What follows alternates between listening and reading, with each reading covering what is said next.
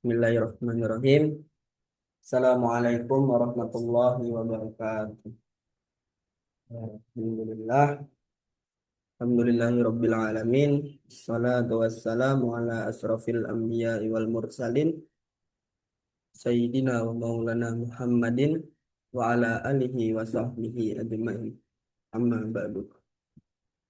Baik, perkenalkan saya Firman Rufai dari Prodi Hukum Ekonomi Syariah dengan NIM 2521407011. Eh, baik, di sini saya akan mempresentasikan tugas dari beliau yaitu Bapak Ahmad Sofyan. Yaitu tugas ini adalah tugas minggu lalu yang dikirim, yang alhamdulillah hari ini akan saya presentasikan, yaitu tugas ini mengenai tentang ujian tengah semester. Baik, eh, yang akan saya presentasikan hari ini ialah tentang beberapa hal penting yang berkaitan dengan siwak. Baik, menuju progres selanjutnya yaitu ada tujuan kajian.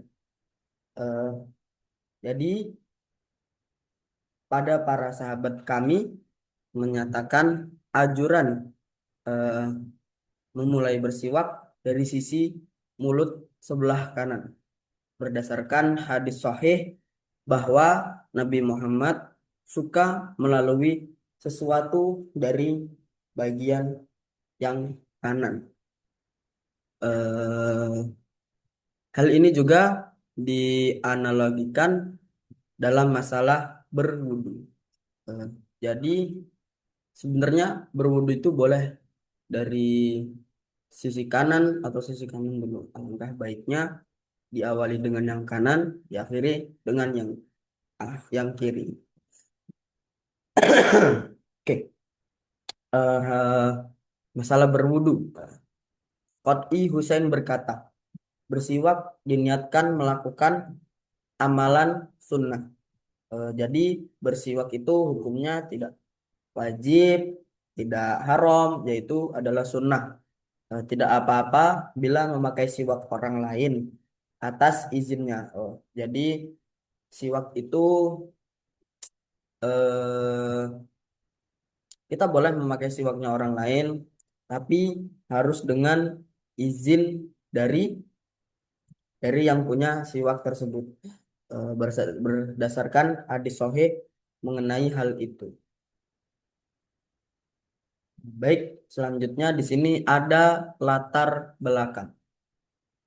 Siwak merupakan salah satu tradisi bersihan mulut yang telah dikenal sejak zaman dahulu. Jadi siwak itu sudah ada dari zamannya Rasulullah. Eh, Makanya eh, banyak sekali sekarang para ulama-ulama atau kiai-kiai atau ustadz-ustadz yang masih sedikit ataupun selebihnya itu masih mengamalkan, eh, yaitu sebelum melakukan ibadah alangkah baiknya melakukan sunnah Rasul yaitu bersiwak. Penggunaan siwak tidak hanya berfungsi sebagai alat pembersih gigi, tapi juga memiliki nilai ibadah yang dianjurkan oleh Nabi Muhammad SAW. Jadi, sebelum kita melakukan ibadah, hal segala macamnya itu yang berkaitan tentang kajian-kajian atau ibadah Muslim, eh, alangkah baiknya sebagaimana yang telah disampaikan tadi di awal, sebelum melakukan atau melaksanakan kajian-kajian tersebut, mari kita bersiwak eh, melalui rongga mulut sebelah kanan dan diakhiri sebelah kiri. Dalam berbagai hadis disebutkan bahwa siwak memiliki keutamaan, di antaranya dapat membersihkan mulut dan mendatangkan keridhaan Allah. Eh, Jadi, semisal ini kalau eh, misalnya saya pribadi, saya mau membaca Al-Quran, saya sudah dalam keadaan suci, tapi saya belum bersiwak. Eh, saya di situ bersiwak lah, saya bersiwak dan saya sudah baca surah ini. Saya pikirkan ulang sekali lagi dalam hati saya. Oh, jadi gini dalam hati saya, Alhamdulillah bacaanku lancar. Mungkin karena saya dapat sunnah Rasul dari hal kecil sepele ini pun siwak tidak boleh disepelekan. Nah, Di era modern ini, di era modern saat ini, kesadaran masyarakat terhadap kesehatan gigi dan mulut semakin meningkat. Namun, penggunaan alat tradisional seperti siwak mulai tergeser oleh produk-produk modern seperti sikat gigi dan pasta gigi. Jadi eh, ketergantungan kepada orang masing-masing lebih meminat dari siwak atau pasta gigi. Eh, Padahal secara ilmiah siwak terbukti mengandung zat antibakteri atau alami yang efektif dalam menjaga kesehatan gigi dan gusi.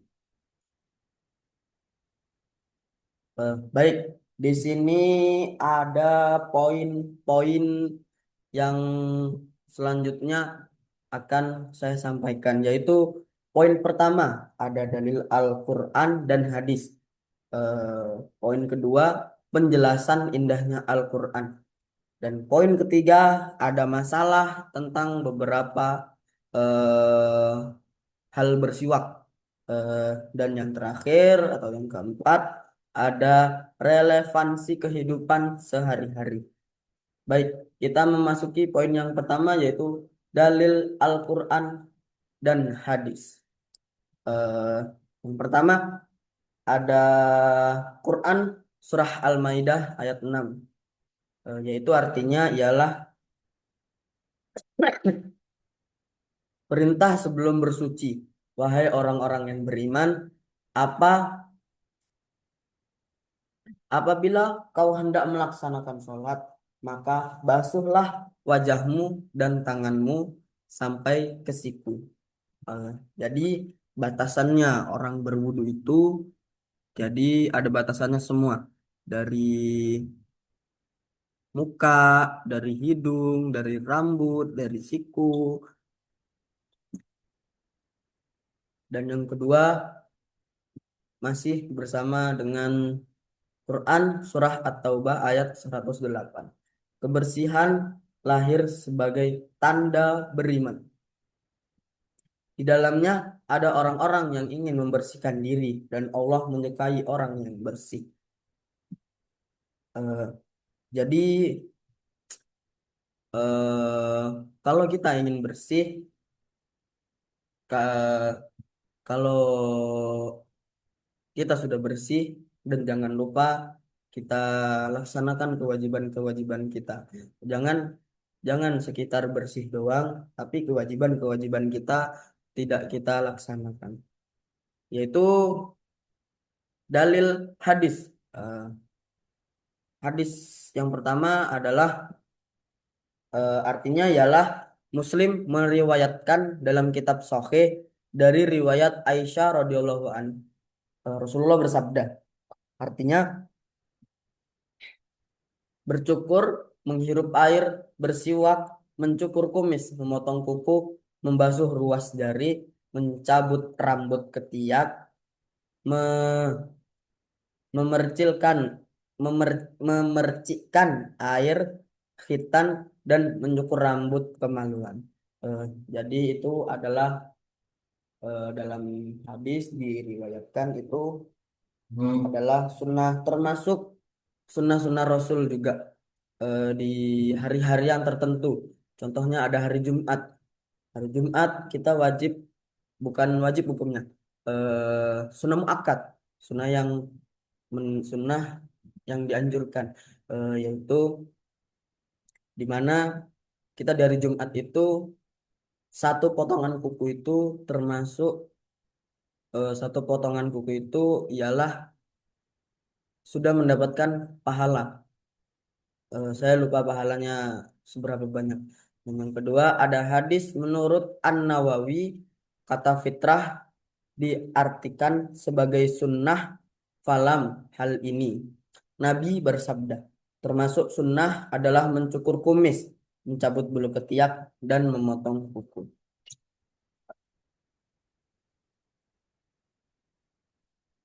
Lanjut, di sini ada poin kedua, ada penjelasan Al-Quran. Al-Quran memberikan prinsip umum tentang kebersihan dan kesucian. Eh, jadi seolah-olah Al-Quran ini adalah kiblat, kiblatnya orang para muslim dan muslimat. Jadi kalau tanpa Al-Quran, meskipun ada hadis, ada dalil fikih, ada dalil hadis, belum tentu hadis itu sahih atau hadis kuat, yaitu perlu juga ada penjelasan Al-Quran. Sedangkan praktik siwak dijelaskan secara rinci dalam hadis sebagai bentuk implementasi dari nilai tersebut.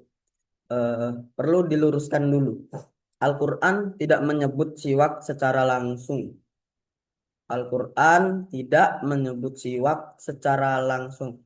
Namun Al-Quran memberikan prinsip-prinsip penting yang menjadi dasar anjaran bersiwak dalam Islam. Seperti saya sampaikan tadi di awal bahwasannya eh, ketika sebelum kita melakukan ibadah atau kajian-kajian Muslim, mari kita laksanakan sunnah-sunnah yang biasanya dianggap sepele ini, yaitu termasuk sunnah bersiwak, yaitu supaya kita bisa menjalankan sunnah-sunnah Rasul yang insya Allah akan tidak tidak akan mati sampai hari kiamat. Eh, Yaitu ini ada poin keempat, yaitu masalah. Baik, yang pertama, bulu-bulu yang dicabut dan juga kuku-kuku yang dipotong dianjurkan untuk ditanam di tanah sepini yang dinukil dari Ibnu Umar radhiyallahu anhu. Eh, jadi maupun bulu ketiak, bulu kemaluan bulu dari potongan kuku-kuku itu, alangkah baiknya sebelum kita melakukan itu, setahu saya, mari setahu saya itu sebelum kita memotong rambut, memotong bulu ketiak, memotong kuku atau memotong bulu kemaluan, alangkah baiknya kita mandi besar terlebih dahulu atau mandi junub. Eh, Itulah pokoknya. Nah, insya Allah akan kami jelaskan dalam kitab dan saat para sahabat-sahabat kami juga menjelaskan. Eh, Seperti yang dijelaskan dalam hadis sebelumnya, bahwa membiarkan jenggot termasuk fitrah, dan lainnya menyatakan membiarkan jenggot adalah dengan melebatkan dan membiarkan tanpa dicukur, bagi mencukurnya seperti yang dilarangkan oleh orang-orang di luar Arab. Kita lanjut ke poin berikutnya, yaitu poin ke keempat, relevansi kehidupan sehari-hari. Jadi ini kehidupan sehari-hari tentang bersiwak. Yang pertama ada, bisakan bersiwak karena kebersihan mulut adalah bagian dari kesempurnaan ibadah. Jadi itu sebelum kita melaksanakan atau membaca Al-Quran, eh, itu lebih baik kita melakukan sunnah Rasul, yaitu dengan bersiwak terlebih dahulu. Dan yang kedua, ada bersiwak bukan sekedar membersihkan gigi, tetapi juga mendekatkan diri kepada Allah. Nah, jadi eh, sudah dapat sunnahnya Rasul, dapat pahalanya, dan insya Allah juga mendapatkan diri kepada Allah. Dan yang ketiga ada hidupkan sunnah bersiwak dalam keseharian karena di dalamnya terdapat kesehatan dan keridhaan Allah. Nah, jadi itu sebelum kita melaksanakan kajian, ibadah-ibadah, mari kita hidupkan apa yang namanya sunnah Rasul itu, apa yang namanya bersiwak dalam keseharian karena di dalamnya terdapat kesehatan dan keridhaan Allah. Nah, baik, di sini ada sedikit ringkasan tentang bersiwak. Bersiwak adalah aktivitas membersihkan gigi dan mulut menggunakan kayu siwak, misalnya dari pohon arak yang sangat dianjurkan dalam ajaran Islam. Praktik ini termasuk sunnah yang sering dilakukan oleh Nabi. Secara spiritual, bersiwak memiliki keutamaan besar karena dapat mendatangkan keridhaan Allah dan meningkatkan kualitas ibadah, terutama sebelum sholat. Eh, jadi sebelum sholat, eh, mari kita hidupkan apa itu sunnah-sunnah Rasul, yaitu segala macamnya, yaitu adalah bersiwak. Secara kesehatan, bersiwak bermanfaat untuk menjaga kebersihan mulut. Jadi tidak cuman pasta gigi atau Pepsodent doang yang bisa membersihkan dan mengharumkan aroma bau mulut kita itu tidak. Salah satunya ialah eh, bersiwak, menghilangkan bau tidak sedap serta mencegah penyakit gigi dan gusi. Jadi ibaratnya sudah tentu sebelum pasta gigi keluar pasti sudah ada solusinya yaitu bersiwak. Dan siwak ini sudah dijamin dari zamannya Nabi Muhammad SAW. Jadi siwak ini sudah terlahir sebelum adanya pasta gigi atau Pepsodent. Oke, di sini ada doa penutup. Sebelum saya tutup, di sini sedikit penutupan tentang bersiwak. Bersiwak merupakan amalan sederhana yang memiliki nilai besar, yaitu nilai besar itu seperti eh, pahala.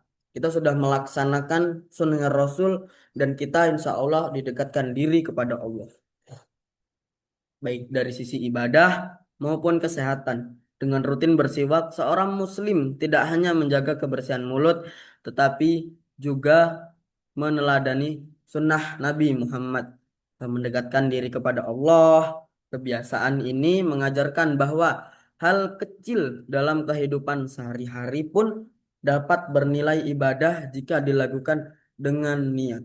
Eh, jadi sebelum kita melakukan niat, sebelum kita melakukan pekerjaan-pekerjaan, alangkah baiknya kita berniat terlebih dahulu.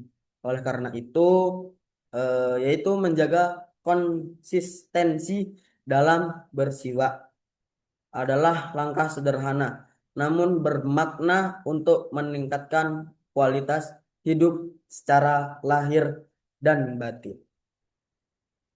Nah, mungkin itu saja sedikit presentasi tentang bersiwak dari saya. Saya Firman Rifai mengucapkan terima kasih sebanyak-banyaknya kepada Bapak Ahmad Sofyan yang telah memberikan tugas ini untuk melanjutkan jenjang setelah UTS. Eh, saya tutup. Wallahul muwaffiq ila aqwamit thoriq. Assalamualaikum warahmatullahi wabarakatuh.